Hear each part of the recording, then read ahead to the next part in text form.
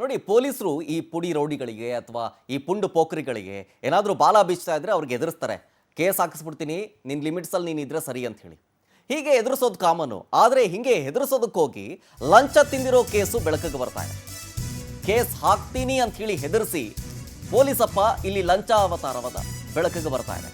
ಇದನ್ನ power TV ವಿಸ್ತೃತವಾಗಿ ವರದಿಯನ್ನ ಮಾಡಿತ್ತು. ನಮ್ಮ ವರದಿಯ ಬೆನ್ನಲ್ಲೇ ಹೆಡ್ ಕಾನ್ಸ್ಟೇಬಲ್ ಸಸ್ಪೆಂಡ್ ಆಗಿದ್ದಾರೆ. ಪಾತಪಾಳ್ಯ ಠಾಣೆಯ ಹೆಡ್ ಕಾನ್ಸ್ಟೇಬಲ್ ರಮೇಶ್ ಅಮಾನತಾಗಿರೋದು ಚಿಕ್ಕಬಳ್ಳಾಪುರ ಜಿಲ್ಲೆಯ ಚೇಳೂರು ತಾಲೂಕಿನ ಪಾತಪಾಳ್ಯ. ಈಗ ಸಸ್ಪೆಂಡ್ ಮಾಡಿ ಚಿಕ್ಕಬಳ್ಳಾಪುರ ಎಸ್ಪಿ ಕುಶಾಲ್ ಚೌಕ್ಸೆ ಆದೇಶವನ್ನ ಹೊರಡಿಸಿದ್ದಾರೆ. ಈಗ ಹೆಡ್ ಕಾನ್ಸ್ಟೇಬಲ್ ಸಸ್ಪೆಂಡ್ ಆಗಿರೋದು ಇದು ಪವರ್ ಟಿವಿಯ ಬಿಗ್ ಇಂಪ್ಯಾಕ್ಟ್. ಗುಮ್ಮನಾಯಕನ ಹಳ್ಳಿ ಪಾಳ್ಯ ಈ ಗ್ರಾಮದ ವೆಂಕಟೇಶ್ಗೆ ಬೆದರಿಕೆಯನ್ನು ಹಾಕಿದ್ದು.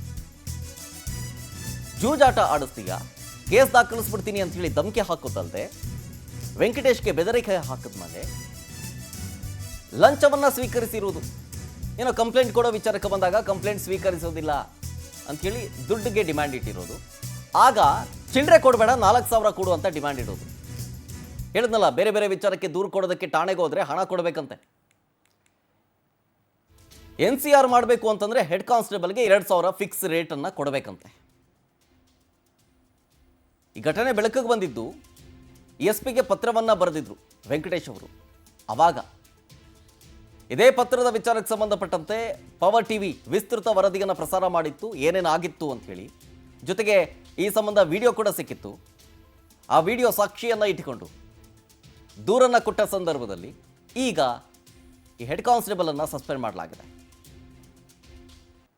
ವೆಂಕಟೇಶ್ ಅನ್ನೋರಿಗೆ ಜೂಜಾಟ ಆಡಿಸ್ತೀಗ, ನಿನ್ನ ಕೇಸ್ ಹಾಕಿಸ್ಬಿಡ್ತೀನಿ ಹಂಗೆ ಹಿಂಗೆ ಅಂತ ಹೇಳಿ ದುಡ್ಡಿಸ್ಕೊಳ್ಳೋದು, ಹೆದರಿಸೋದು ಓಕೆ.